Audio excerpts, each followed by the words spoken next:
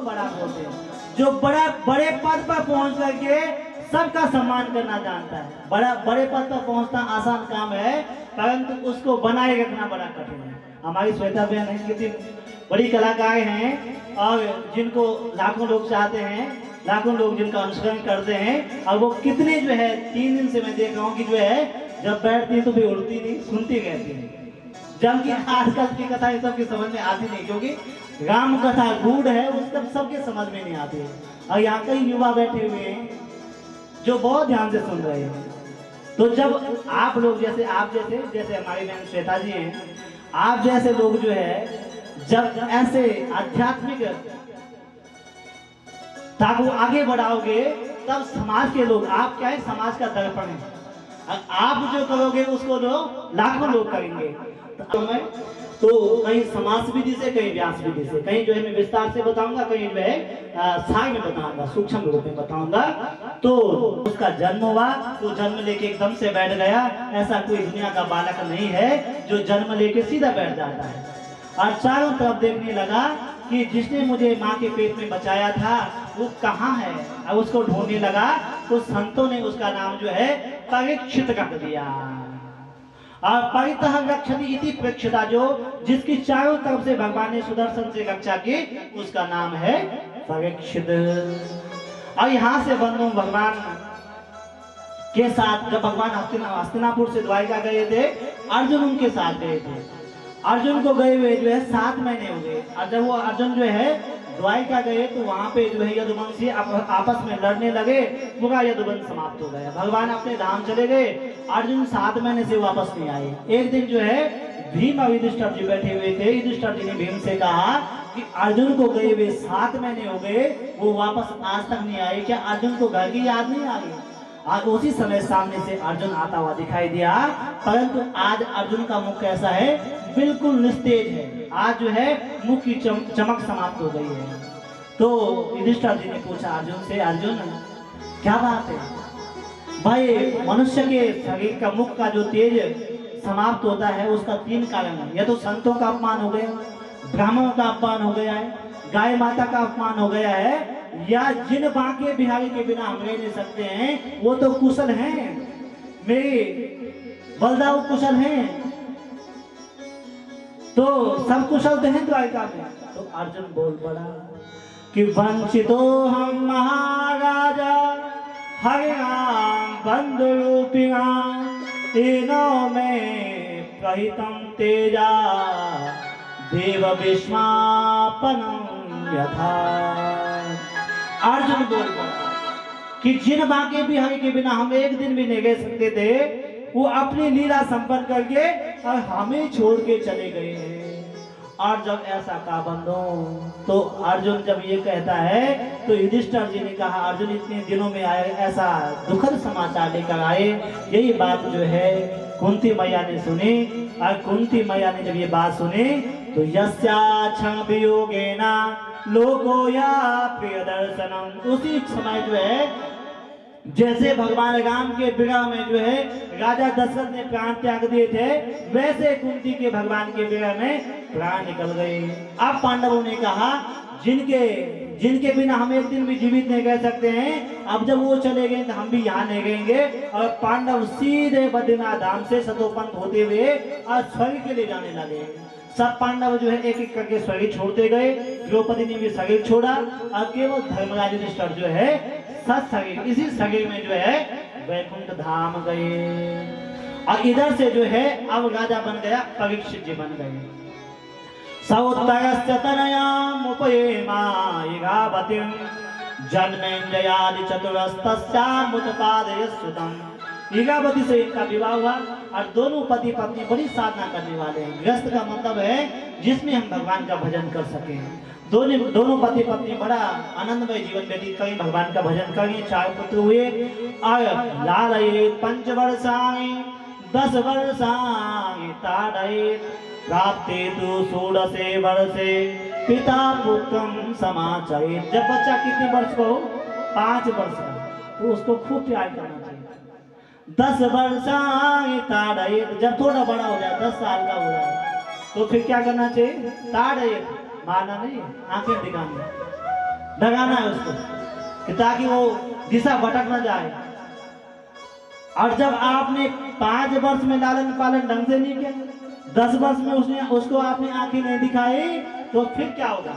प्राप्त तू 16 से वर्षे, जब 16 साल का बच्चा हो जाएगा, फिर पिता पुत्र क्या हो जाएंगे, दोनों बराबर हो जाएंगे। और तब आप उसको कुछ बोल के दिखाओ, आपकी सुनेगा ही। तो इसलिए जो है राजा परीक्षित ने अपने बच्चों का भी बहुत बढ़िया ढंग से पालन किया। राजा का जो है जितना राज्य है बहुत बढ़िया ढंग से चल रहा है। उनके राज्य में जो है 3 चीजें बिल्कुल मुक्त हैं। क्या? शिक्षा, स्वास्थ्य और न्याय। आज जो दुनिया में सबसे महंगी है शिक्षा, तो शिक्षा वहां मुक्त है। दूसरी बात है न्याय। न्याय किसी को मिलता नहीं है। न्याय मिलते मिलते कई वर्ष बीत जाते हैं, आदमी का सब कुछ लुट जाता है, फिर भी न्याय नहीं मिल पाता है। वहां न्याय बिल्कुल जो है तुरंत मिलता है। शिक्षा, न्याय और स्वास्थ्य, वहां तीनों चीज मुक्त है। धीरे धीरे राजा परीक्षित अपने राज्य को चला गए हैं। एक दिन वार्षिक भ्रमण के लिए जो है गए, तो नदी के किनारे जो है एक नदी के किनारे खड़े हो गए। तो उन्होंने एक दृश्य देखा कि सामने एक बैल है, बैल नंदी, और एक गाय है। तो जो बैल खड़ा है उसके जो है बैल के कितने पांव होते हैं? 4। पर उस बैल का क्या एक पांव है, 3 पांव जो है काट दिए किसी ने। ठीक है, एक पांव उस बैल का है। जो गाय माता है वो उस बैल के दशा को देख करके, क्योंकि 3 पांव कट गए, तो उसकी दशा को देख करके वहां रुदन कर रही है, रो रही है। और ये उससे पूछती है, कौन पूछ? नंदी जो बैल है वो पूछता है उस गाय माता से, आप क्यों रुदन कर रहे हैं? क्या आपका कोई सगा संबंधी आपको छोड़ के चले गया, या जिन बांके बिहारी ने जो है आपके ऊपर अनेक लीलाएं की, क्या वो आपको छोड़ के चले गए? आप क्यों रुदन करते हैं? तो ये दृश्य किसने देखा? राजा परीक्षित ने। और ये नंदी क्या, मैं बता दूं आपको, नंदी क्या है? धर्म। और गाय क्या है? पृथ्वी। तो पृथ्वी पे जब पाप बढ़ेगा तो धर्म क्या होगा? ह्रास होगा धर्म। तो गाय माता, जब नंदी का जो है इस प्रकार से संवाद चल रहा था, यही संवाद राजा परीक्षित ने सुना। राजा परीक्षित उसके पास गए और नंदी से पूछा, उस बैल से पूछा कि आपके 3 पांव किसने काट दिए हैं? तो उसने कहा, नंदी तो धर्म है। उसने कहा, किसको दोष दो?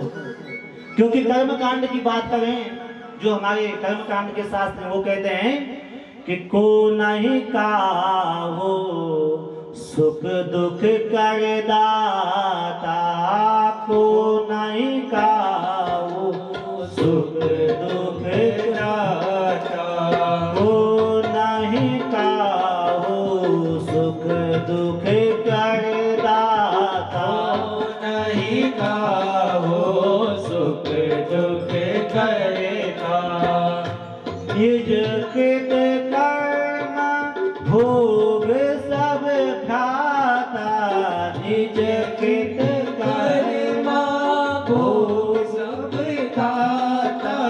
श्री राम जय राम जय जय राम, श्री राम जय राम जय जय राम, श्री राम जय राम जय जय राम, श्री राम जय राम जय जय राम। तो उस नंदी ने जो है परीक्षित से कहा, महाराज परीक्षित से कहा कि किसको दोष दो? लोग कहते हैं जो करोगे वही फल मिलेगा। तो कर्म प्रधान बताया गया है, तो हो सकता है मैंने ऐसे कर्म किए होंगे जो मेरे 3 पांव कट गए। और दूसरी बात है कि वेदांत के लोग, जो वेदांत को पढ़ने वाले, वेद को पढ़ने वाले हैं, वो कहते हैं कि मैं शरीर नहीं हूँ, मैं क्या हूँ? आत्मा। अब कटा शरीर है, मैं आत्मा हूँ। ना जनिष्यति ना मरिष्यति, मेरा ना जन्म हुआ, ना मुझे सुख है ना मुझे दुख है, तो मैं शरीर नहीं हूँ। तो किसको दोष दूं? तो राजा परीक्षित समझ गए कि कोई साधारण नहीं है, ये धर्म है। और राजा परीक्षित जैसे जाने लगे, उनको सामने से काला लंबा सा आदमी दिखाई दिया, जिसके हाथ पे तलवार थी, और जो नंदी एक पांव पे खड़ा है उस पांव को भी वो काटने वाला था। वो कौन था? कलयुग। कौन था? कलयुग। अब कलयुग जब उसका पांव काटना चाहता था, तो राजा परीक्षित ने देखा, तुरंत तलवार निकाली अपनी और जब तलवार निकाल के कलयुग का वध करने के लिए, मारने के लिए उद्यत हुए, उसी समय कलयुग जो है राजा परीक्षित के चरणों में पड़ गया। और जब राजा परीक्षित के चरणों में पड़ गया तो पांडवों ने कहा था कि बेटा यदि कोई आपकी शरण में आ जाए तो उसको जो है क्षमा कर देना। और आज परीक्षित ने पूछा कि आप कौन हो? कहा मैं कलयुग हूं। तो कहा कलयुग तुम मेरे राज्य में नहीं रह सकते हो, तुम जो है मेरे राज्य में नहीं रह सकते हो। तो कलयुग ने कहा कि भगवान आपका राज्य तो सब जगह है, चारों दिशाओं में आपका राज्य है, मैं कहाँ जाऊं? मुझे कोई स्थान दे दो, मैं उन स्थानों पे जो है हमेशा निवास करूंगा। और आज कलयुग को जो है राजा परीक्षित ने 4 स्थान दिए। बड़ा ध्यान से सुना, कुछ समय लूंगा आपका क्योंकि समय भी अधिक होगा मुझे पता है। कि द्यूतम पानम स्त्री सोनम यज्ञ धर्मास चतुर्विधम। पहला स्थान दिया द्यूतम, द्यूत कहते हैं जहां जुआ खेला जाता है। दूसरा स्थान दिया पानम, पान कहते हैं जहां मदिरा पान होता है। मदिरा पान का मतलब समझते हैं ना, शराब। आप पीने वाले तो समझते होंगे, उसका अर्थ ना समझते होंगे, पर शराब का मतलब क्या होता है? सा कितने अक्षर है? स रा ब। सा मतलब जो सड़ाती है, रा मतलब जो रुलाती है, और बा मतलब जो बर्बाद करती है। ठीक है, तो शराब, पानम जहां मदिरा पान होता है। और आज तो समाज में इतनी विकृति फैल गई है हमारे समाज में कि पहले शादियों पे आज से 20 साल 15 साल पहले देखिए आप, कार्ड जब शादी के निमंत्रण पत्र आते थे, कार्ड आते थे तो किसी पे लिखा होता था कॉकटेल पार्टी। आज बाहर से चिट्ठी लगता है कॉकटेल पार्टी पहले, जबकि यहाँ जो है कहते हैं कि जहां मदिरा पान होता वहां कलयुग का निवास है। तो एक व्यक्ति था, वो बड़ा बीमार था, उसने सब जगह अपनी दवाई डॉक्टरों को दिखाया, कहीं उसका इलाज नहीं हुआ, और बहुत कमजोर पतला हो गया, दुबला पतला हो गया। तो जब वह मार्ग में जा रहा था, रास्ते में जा रहा था, चौराहे पे उसको एक व्यक्ति मिला। तो उसने उससे पूछा कि भैया क्या बात है, आजकल बहुत दुबले पतले दिखे, क्या बात है? कहा भैया मैं बीमार हूँ इसलिए दुबला पतला कमजोर हो गया हूँ। तो कहा डॉक्टरों को दिखाओ। कहा सब डॉक्टरों को दिखा दिया पर मेरी बीमारी नहीं गई। तो उस जो चौराहे पे बैठा हुआ व्यक्ति था, उसने कहा नहीं गई तो एक दवाई मैं बताऊं। कहा भैया बताओ क्या दवाई? कहा एक काम करो, क्या करो? पीना स्टार्ट करो। क्या? मदिरा पान। देखो। तो उसने कहा कि इससे क्या होगा? कहा देख मैंने मदिरा पान किया, मेरी पत्नी थी मुझे छोड़ के चले गई, मेरा मकान था बिक गया, मेरी गाड़ी थी बिक गई। तो जब मेरी गाड़ी बिक गई, मकान बिक गई, पत्नी ने छोड़ दिया, तो तेरी बीमारी भी तुझे छोड़ देगी। ठीक है? तो जहां मदिरा पान होता है वो अंदर गया और ये बाहर। एक बार जो सिकंदर अपने गुरुदेव के पास गया और बहुत महंगी वाली बोतल ले गया। ठीक है? और महंगी वाली बोतल ले गया, कहा गुरुदेव ये आपके लिए ले आया। तो गुरुदेव ने क्या किया? उनके गुरुदेव ने उस बोतल को खोला और खोल के जो है उस बोतल को मिट्टी में, भाई बैठे जमीन में बैठे हुए थे तो मिट्टी में उसको उड़ेल दिया। तो सिकंदर ने कहा कि मैं इतनी महंगी बोतल आपके लिए लाया, आपने इसको मिट्टी में मिला दिया। तो उनके गुरुदेव ने कहा कि सिकंदर तुम महंगी बोतल तो लाए थे, यदि मैं इसको मिट्टी में नहीं उड़ेलता तो ये मुझे भी मिट्टी में मिला देती और तुम्हें भी मिट्टी में मिला देती।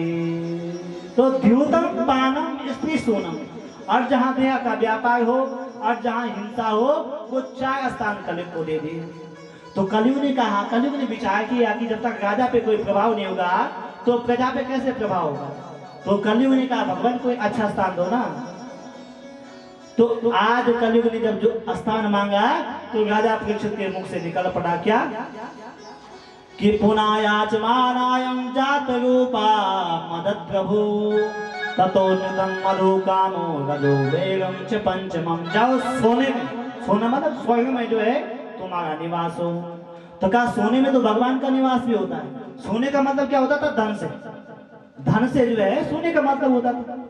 तो जहां के अन्याय से कमाया गया धन हो वहां जो है आपका वास हो।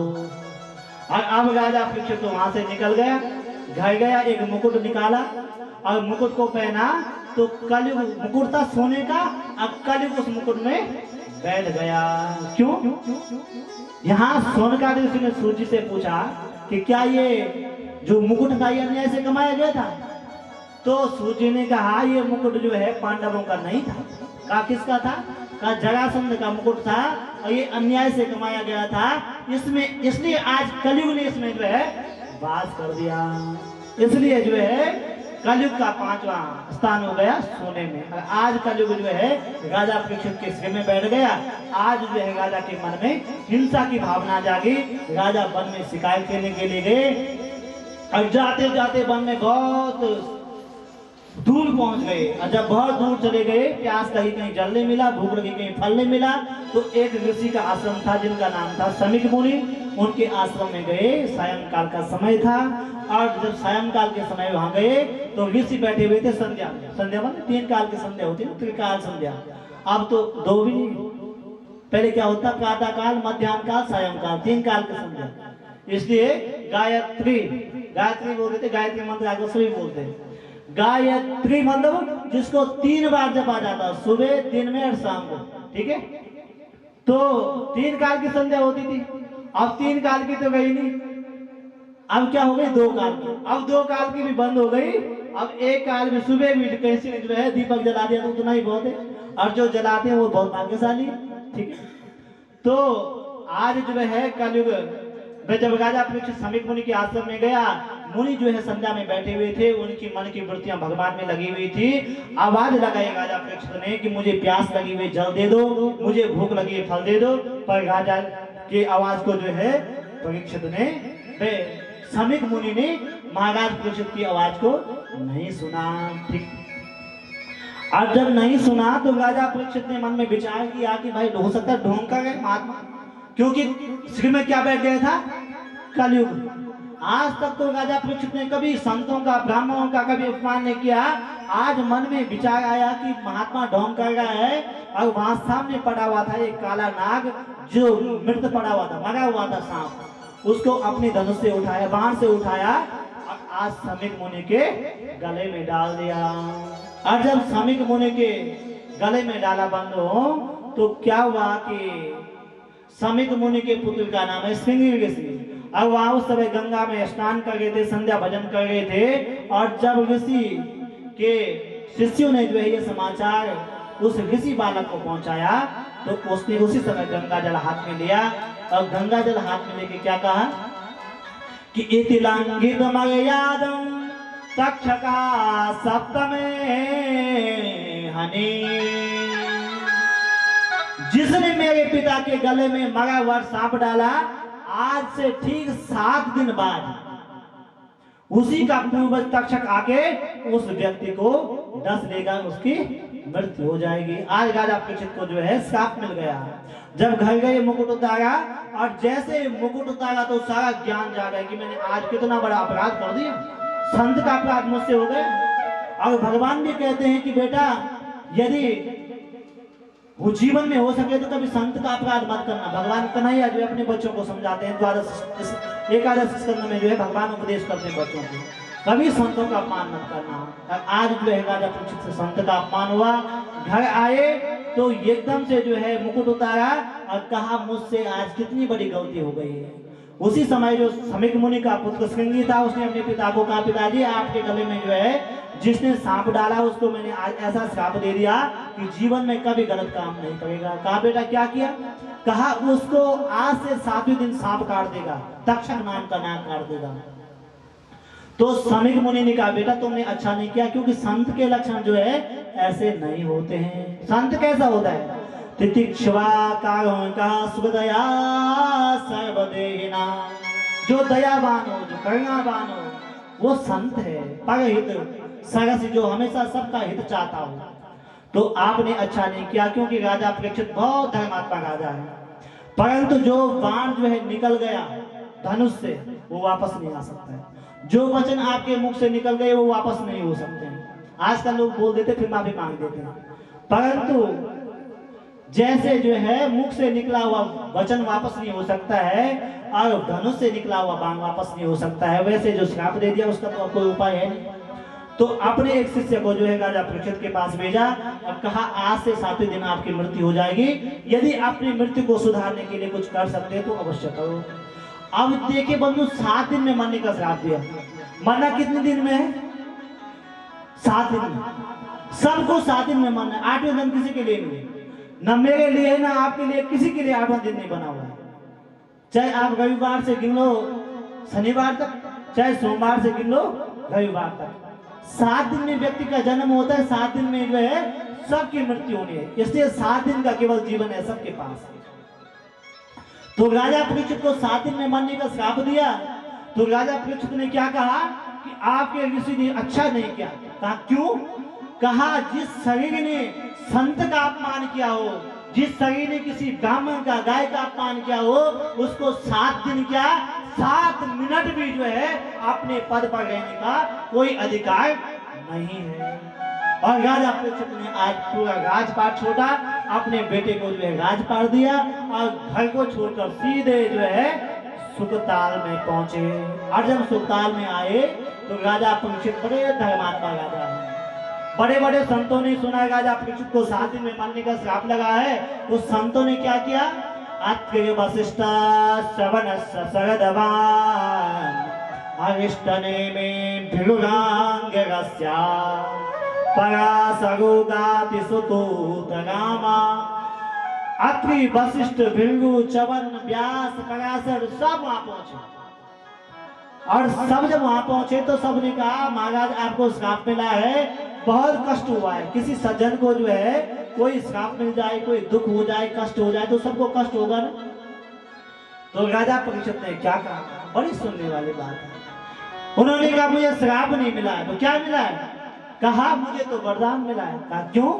क्योंकि संत समागम हरि कथा तुलसी दुर्लभ दोई।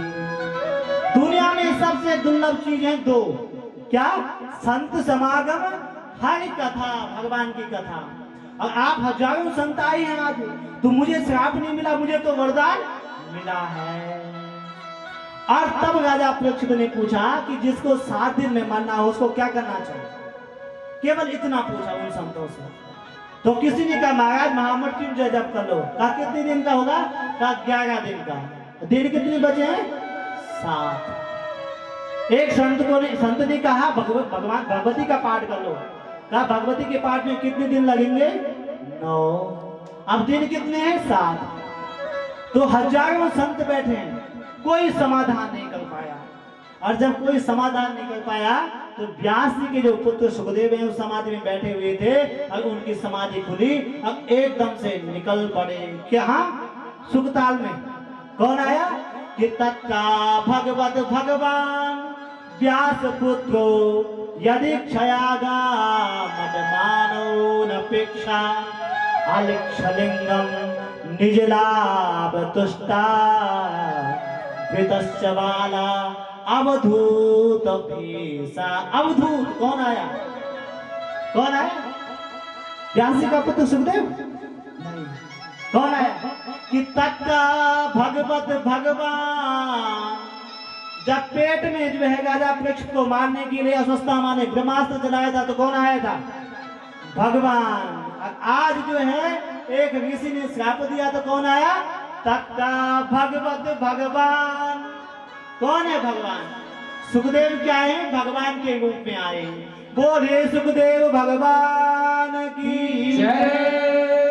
आज जब सुखदेव आए तो आज राजा परीक्षित ने उनका स्वागत किया और सम्मान किया। संतों ने कहा इनका ज्यादा सम्मान मत करना, क्योंकि ये कैसे संत हैं, ये ना अपना सम्मान सुनते हैं और ना सुनना चाहते हैं। ठीक है, ये विरक्त संत हैं, इनसे तुरंत प्रश्न करो। और राजा परीक्षित ने तुरंत उनसे प्रश्न किया कि यच्छोतव्या मथो जप्या यत्कर्तव्या निर्भिप्रभो स्मर्तव्या भजनीया वा किंवा कार्या विपर्यया। यच्छोतव्या। राजा परीक्षित ने ये नहीं पूछा कि मैं 7 दिन में मरने वाला हूं। अगर राजा परीक्षित ये कहते कि मैं 7 दिन में मरने वाला हूं तो सुखदेव जो है ऐसे डॉक्टर हैं उनको जीवित कर सकते हैं। पर उन्होंने ये नहीं पूछा, उन्होंने क्या पूछा कि जो व्यक्ति 7 दिन में मरने वाला हो, और 7 दिन में मरने वाले कितने लोग हैं? सब लोग हैं कि नहीं? उसको क्या करना चाहिए? यच्छोतव्या मतो जप्या यत् कर्तव्या निर्भीतभू स्मर्तव्या भजनीया वा किं वा कार्या विपर्ययः। यच्छोतव्या, उसको क्या सुनना चाहिए? किसकी कथा सुननी चाहिए?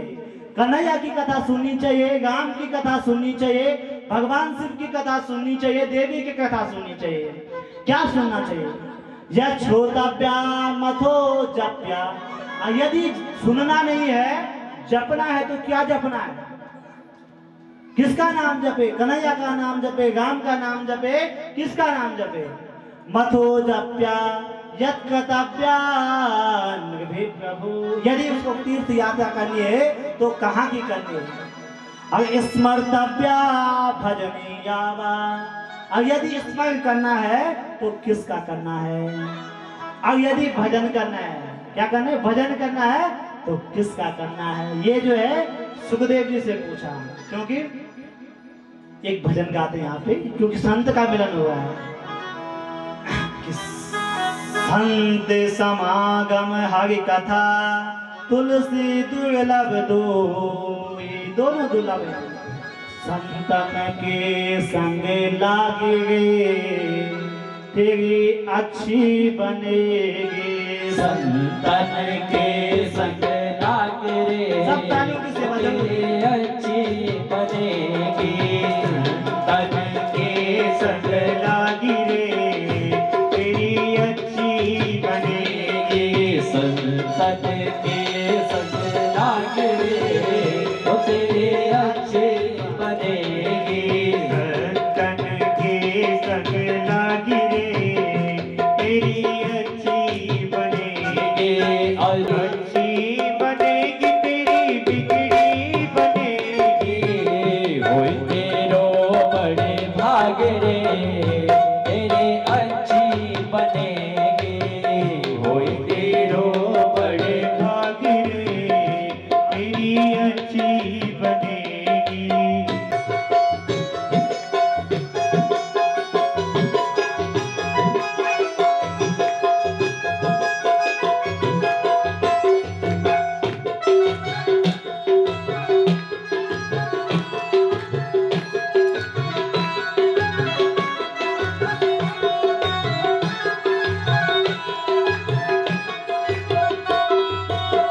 संतन संग करे पुण्य कमाए। संतन संग करे पुण्य कमाए। संतन संग करे पुण्य कमाए। संतन संग करे पुण्य कमाए। राम चरण अनुराग रे तेरे अच्छे बनेगी। राम चरण अनुरागी तेरी अच्छी बनेगी। ध्रुवुज की बनी गई प्रहलाद बने गए। ध्रुवुज की बनी गई प्रहलाद बने गए। ध्रुवुज की बनी गई प्रहलाद बने गए। ध्रुवुज की बने गई प्रहलाद की बने गई। हरि सुमिरन में लागे रे तेरे अच्छे बनेगी। हरि सुमिरन में लागी रे तेरी अच्छी बनेगी। संतन के संग लागे रे तो तेरे अच्छे बनेगी।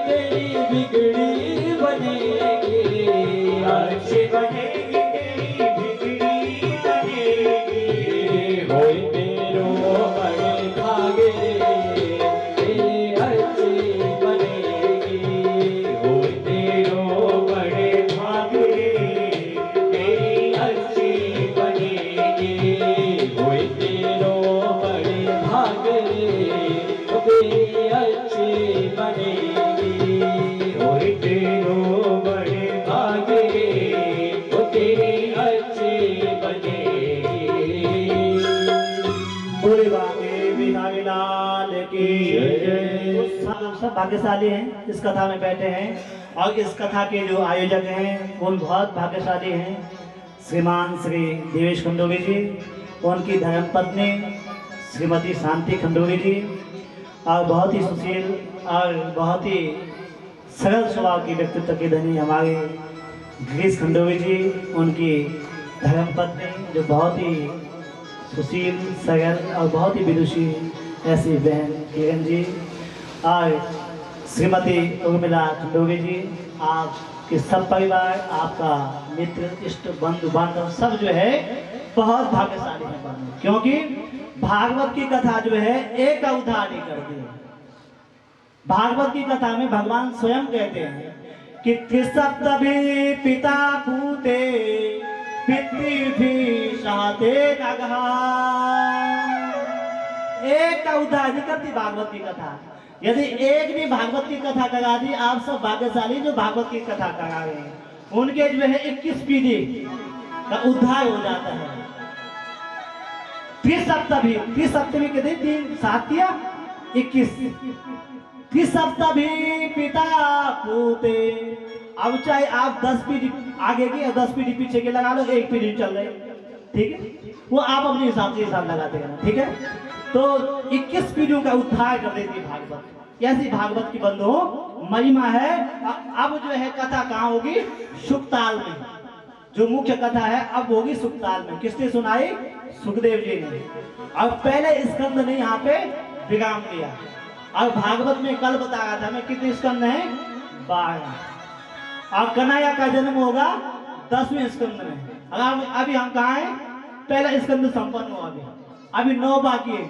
कल 6 बजे तक हमने वहां पहुंचना है, ठीक है। तो 6 प्रश्न जो है यहाँ पे किए कि यह छोदव्या मथोदव्या यत्कृतव्या निर्भीत प्रभु स्मर्तव्या भजनीया वा किंवा काया विपर्य। यहाँ भी राजा परीक्षित ने 6 प्रश्न किए। आज दूसरे स्कंद में पहली बार आज सुखदेव जी बोले, आज तक कभी नहीं बोले कि वर्यात् एषते प्रश्ना कृतो लोकहितं नृपा आत्मवित् सम्मतां पुंसां श्रोतव्यादिषु या परः। सुखदेव जी से क्या प्रश्न किया था कि 7 दिन में मरने वाले को क्या करना चाहिए?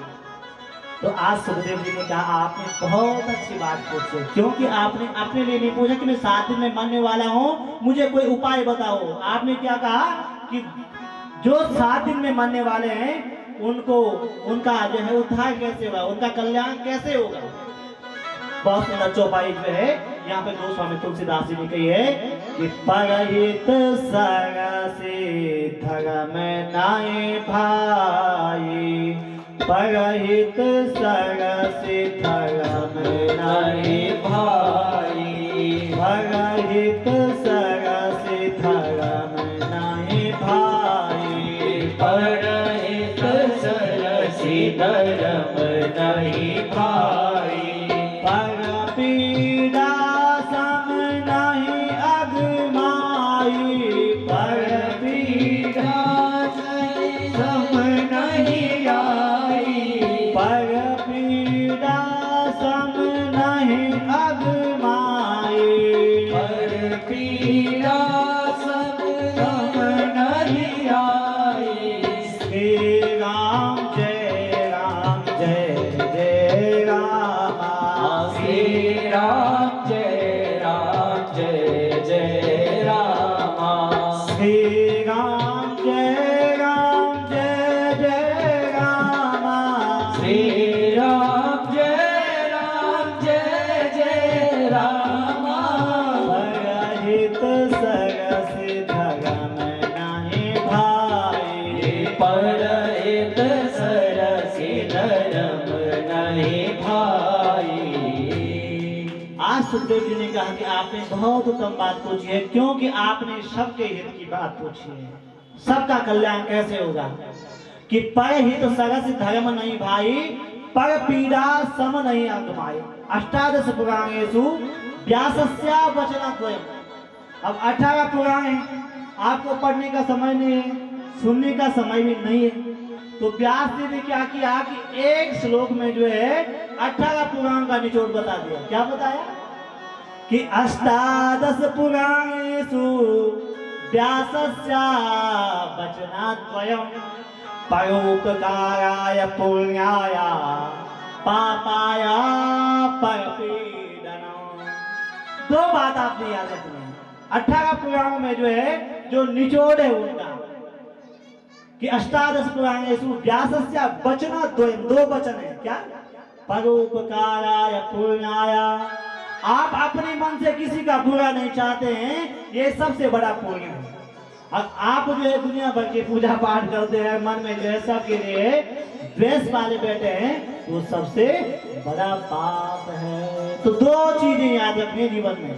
पूरी भागवत की कथा नहीं, अष्टादश पुराणों का सार है ये।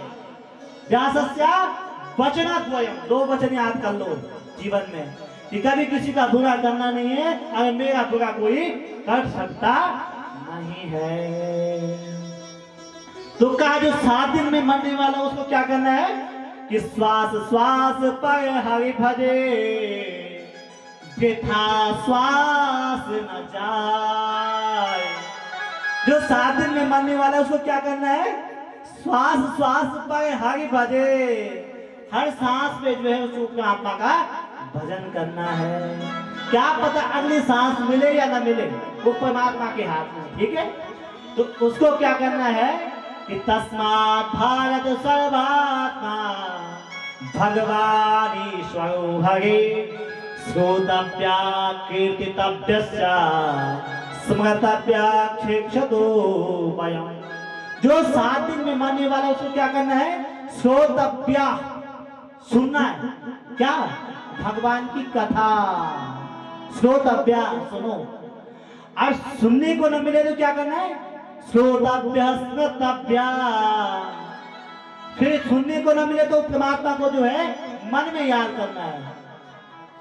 और वो जगह साथ बैठे हैं तो क्या करना है? सुनाने वाला मिला है तो सुनो, और सुनने वाला मिला है तो उसको सुनाओ। श्रोतव्या, कथा सुनो। फिर कीर्तितव्यस्य, भगवान की कीर्ति का बखान, कीर्तन करो। श्रीमन नारायण भजमन, जो भी आप जो भी करते हैं तो कीर्तन करो। स्मृतव्य, और जब ना सुनाने वाला मिले न कीर्तन करने वाला मिले तो स्मृतव्य, उस परमात्मा का क्या करो? स्मरण करो। अगर इतना करते हो तो जीवन 7 दिन क्या 7 मिनट में जीव को जो है कल्याण जीव का हो सकता है। क्यों? क्योंकि एक घड़ी नहीं आधे घड़ी, आधा से पुण्य आध, तुलसी संगत साधिके मिटे कोटि अपराध। अच्छा, जिसको मानना हो उसको एक बोतल जहर पिलाना पड़ेगा, बोतल पिलानी पड़ेगी उसको कि बूंद पिलाना पड़ेगा? एक बूंद से भी मर जाएगा ना, कि बोतल पिला के ही मरेगा। और जिसको बचना हो उसको क्या? एक अमृत का बूंद पिला दो। ठीक है, तो एक घड़ी नहीं आधे घड़ी, आधा से पुण्य आध, तुलसी संगत साधिके मिटे कोटि अपराध। कथा के लिए कितने दिन बताए? 7 दिन। अब 7 दिन में 3 दिन तो व्यतीत हो गए आज, अब कितने दिन है? 4 दिन। ठीक है, अब आपने क्या करना है कि 4 दिन बचे हुए हैं, जितने आज सुने वो सुन ही रहे हैं, पर कल 1-2 को अपने साथ और ले आना, क्योंकि कल क्या है? कन्हैया का जन्म है। ठीक है, अब आप बोलोगे कि हमें क्या मिलेगा, क्यों लाए हम किसी को? भाई हमारा पैदा होगा, अमृत हम पियेंगे तो हमारा ही भला होगा, बगल वाले को क्यों पिलाएं? आप सोचोगे? तो आपने देखा होगा जो जीवन बीमा करते हैं, जीवन एजेंट जो होते हैं जीवन बीमा के, तो वो किसी का बीमा करते तो उनको भी कुछ मिलता है कि नहीं मिलता? कुछ मिलता है, उनको कमीशन मिलता है ना। वैसे ही साथ में किसी को लाओगे तो उसका कमीशन आपका 10% अलग है। ठीक है, तो कल कन्हैया के जन्म में जो है सब ने आना है, अपने साथ साथ एक और ले आओ। ठीक है, तो कन्हैया आप सोचो कि ब्याह से इतनी आज लेट कर दी तो कल तो 12 बजाएंगे, परंतु डरना मत, कल मैं ठीक 6 बजे छोड़ दूंगा आपको। ठीक है, क्योंकि कथाएं बहुत हैं, तो इसलिए जो है कथाओं को बोलने के लिए समय तो चाहिए। तो जो 7 दिन में मरने वाला उसको क्या करना है कि भगवान का भजन करना है, भगवान में मन लगाना है, परमात्मा में उसको अपना मन लगाना है। तो यहाँ जो है राजा परीक्षित ने सुखदेव जी से पूछा कि भगवान आपने कहा कि भगवान को फूल चढ़ाओ, जैसे हमारे पंडित जी लोग सुबह पूजा कराते हैं ना, तो आप लोग उनको कहते हैं कि दूध चढ़ाइए, आपने दूध चढ़ा दिया। आपको कहा दही चढ़ाइए, दही चढ़ा दिया। आपको कहा टीका लगाइए भगवान को, आपने टीका लगा दिया।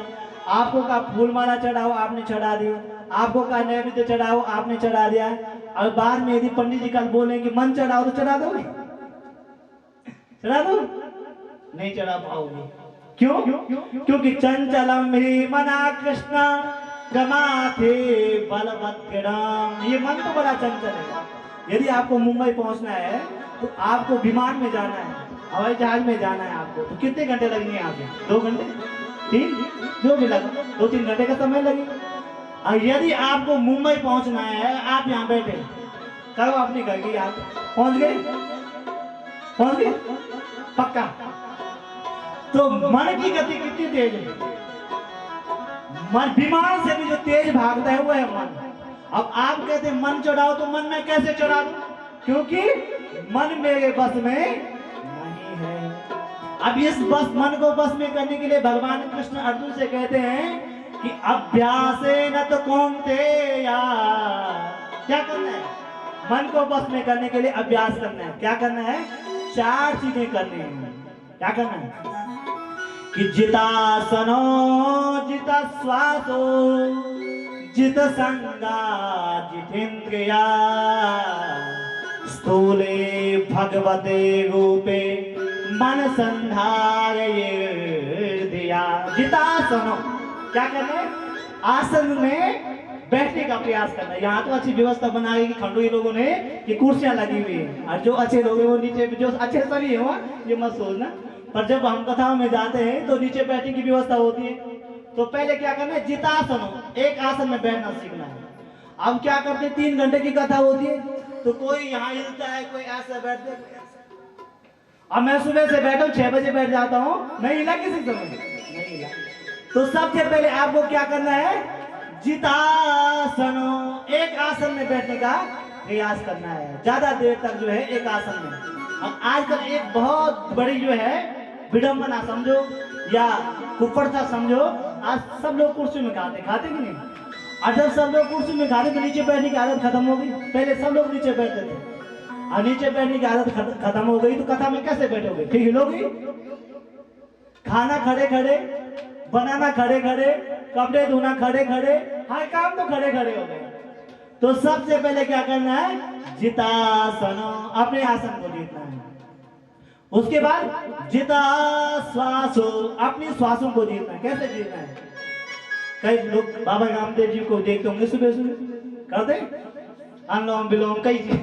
तो वैसे 3 प्रकार के प्राणायाम बताए गए हैं, पूरा कुंभक रेचक। तो उसके द्वारा जो है अनुलोम विलोम को कुछ भी करो आप, जितने भी प्राणायाम हैं उनसे अपने जो है श्वासों को बस में करने का प्रयास करो। अर्जिता संगो जितेंद्रिया, सबसे पहले प्रभात काल में उठ करके, प्रातः काल में उठ करके स्नान करना चाहिए। उसके बाद जो है ब्रह्मगंध की शुद्धि करने के लिए अनुलोम विलोम प्राणायाम करो, चाहे कोई भी प्राणायाम करो, कुंभक रेचक पूरक। परंतु क्या करना चाहिए? ये करना चाहिए। पर आजकल क्या हो गए? पहले क्या होता था कि कराग्रे बसते लक्ष्मी, कर मध्य सरस्वती, कर मूले तो गोविंदम, प्रभाते कर दर्शनम। हमारे शास्त्र कहते हैं जैसे ही उठो बिस्तर से सबसे पहले क्या करो? कराग्रे बसते लक्ष्मी, अपने हाथों को देखो। कराग्रे बसते लक्ष्मी, कर मध्य सरस्वती, कर मूले तो गोविंदम, प्रभाते कर दर्शनम।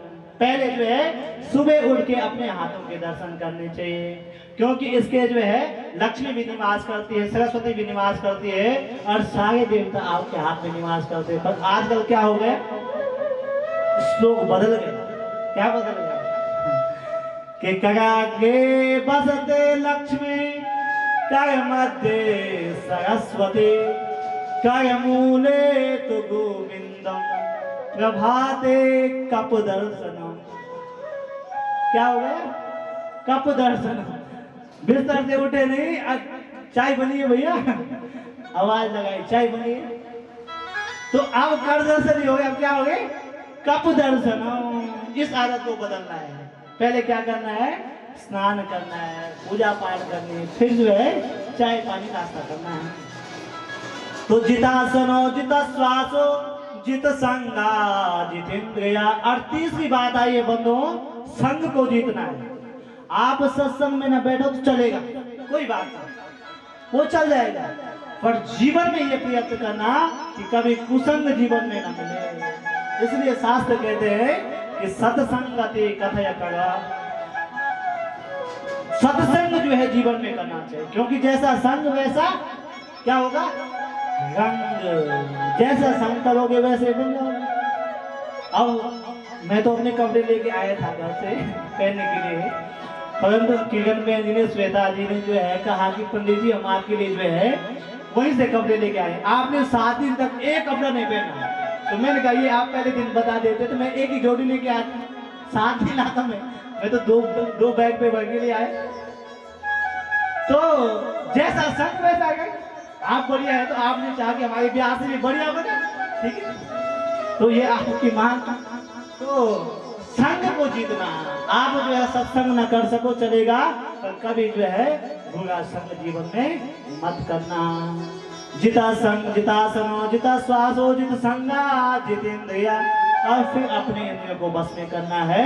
ये 4 उपाय जो है मन को बस में करने के लिए सुखदेव जी राजा परीक्षित को बताते हैं। अब उसके बाद कहते हैं कि पूरी दुनिया जो दिख रही है कि पाताल में तस्य पाद मूलम।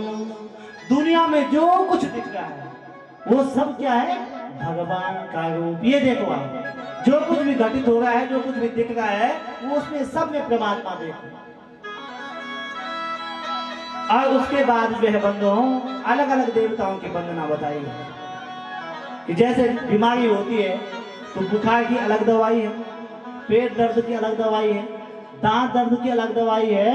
वैसे जो है अलग अलग देवताओं की उपासना के विषय में सुखदेव जी राजा परीक्षित को बताते हैं कि विद्या कामास्तु गिविषम दंपत्यार्थम उमा सतीम। यदि विद्या की कामना है, आप पढ़ना चाहते हैं, आप हनुमान चालीसा पढ़िए, आप सरस्वती का पूजन कीजिए। विद्या कामास्तु गिविषम, शंकर का पूजन कीजिए, क्योंकि तुम त्रिभुवन गुरु वेद बखाना। भगवान शिव क्या है? त्रिभुवन के गुरुदेव हैं, उनका पूजन किए। यदि दाम्पत्य जीवन को सुखी बनाना है, पति पत्नी सुखी जीवन कैसे व्यतीत करें, तो दंपत्यार्थम उमा सतीम। भगवान शिव और उमा का जो है पूजन कीजिए, पार्वती मैया और भगवान शिव का पूजन कीजिए। वैसे ही अलग अलग कामनाओं के लिए जो है अलग अलग देवताओं की वंदना, अलग अलग देवताओं की पूजा की उपासना की विधि बताई गई। अब एक व्यक्ति था, दोनों पति पत्नी थे। एक बार जो है वो कुंभ में गए। कहाँ? आगे तो है कुंभ, हरिद्वार में लगते। कुंभ में दोनों पति पत्नी गए।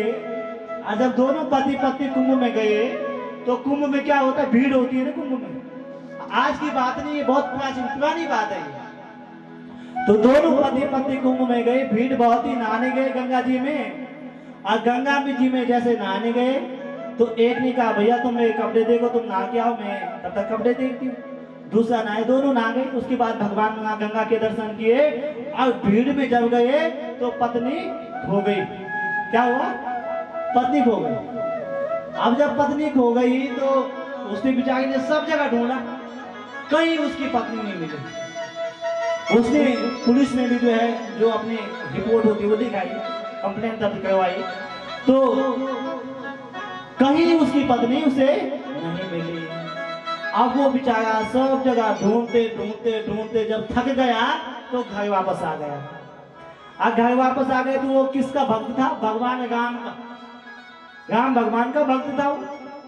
अब वो भगवान राम जी के मंदिर में रोज जाता है, भगवान से कहता है भगवान मेरी पत्नी वापस आ जाए, भगवान मेरी पत्नी वापस आ जाए।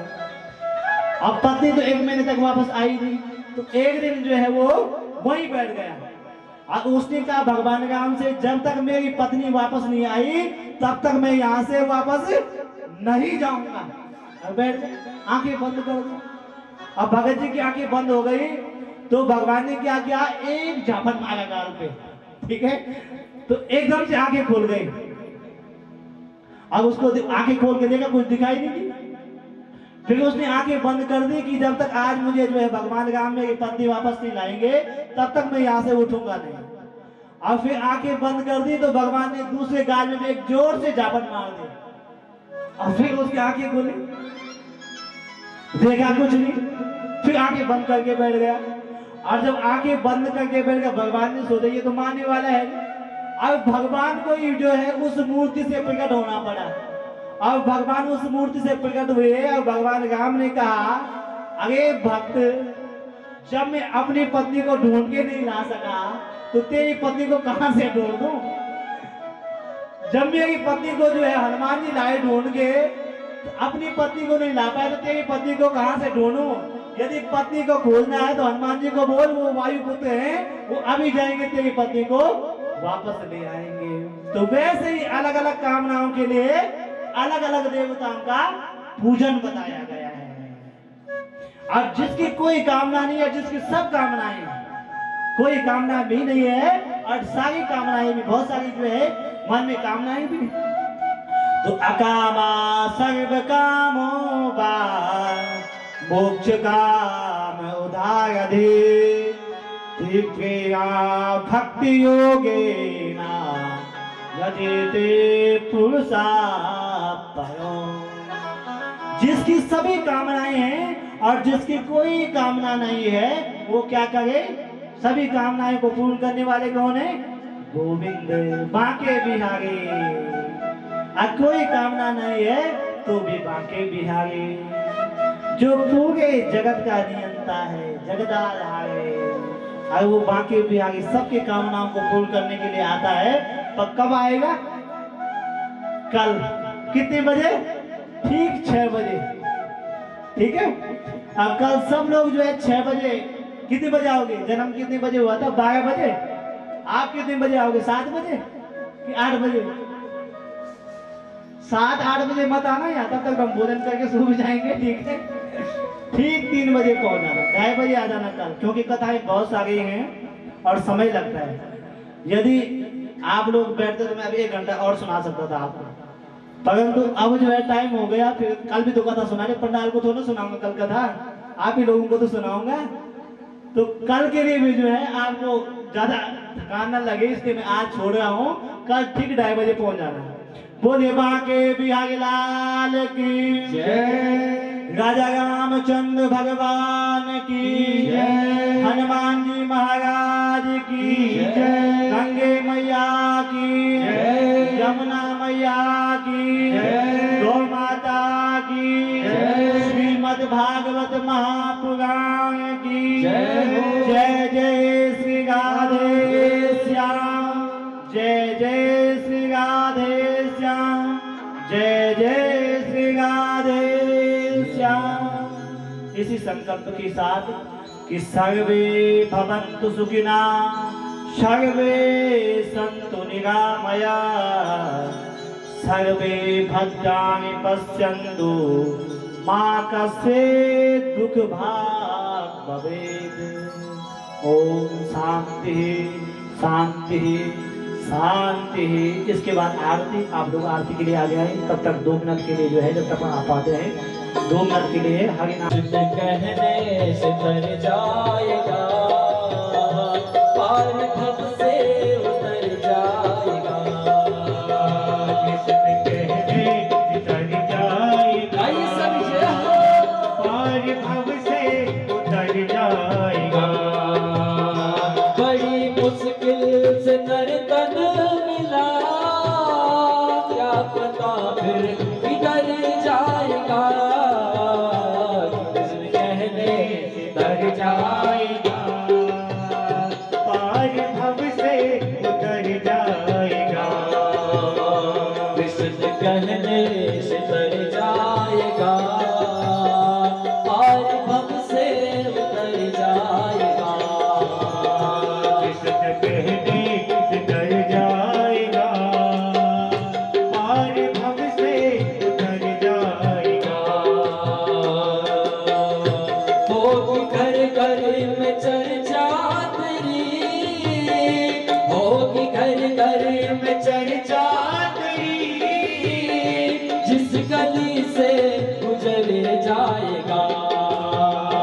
कृष्ण कहने से तर जाएगा, पार भव से उतर जाएगा, कृष्ण कहने से तर जाएगा, पार भव से उतर जाएगा। चंद्रमा में शोधान सचो सूरजो जाएगा, श्रोतान भाई तेरे मूर्ति उतारो मैं गिरधर तेरी आरती, मन में बसा कर तेरी मूर्ति उतारूं मैं गिरधर तेरी आरती, मन में बसा कर तेरी मूर्ति उतारो कन्हैया तेरी आरती, मन में बसा कर तेरी मूर्ति उतारूं मैं गिरधर तेरी आरती। करुण करो कष्ट हरो ज्ञान को भगवन, भव में फंसे नाव मेरे तार को भगवन, करुण करो कष्ट हरो ज्ञान दो भगवन, भव में फंसी नाव मेरी तार दो भगवन। करुणा करो कष्ट हरो ज्ञान दो भगवन, भव में फंसे नाव मेरे तार दो भगवन, करुण करो कष्ट हरो ज्ञान दो भगवन, भव में फंसी नाव मेरी तार दो भगवन।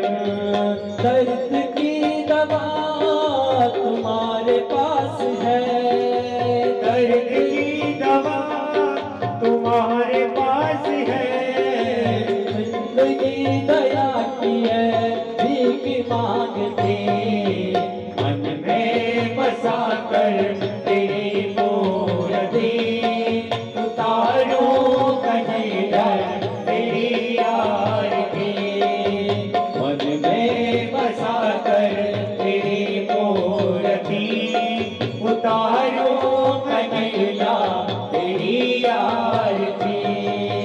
मांग तुझसे क्या मैं यही सोचूं भगवन, जिंदगी जब तेरे नाम कर दे अर्पण, मांग तुझसे क्या मैं यही सोचूं भगवन, जिंदगी जब तेरे नाम कर दी अर्पण। मांग तुझसे क्या मैं यही सोचूं भगवन, जिंदगी जब तेरे नाम कर दी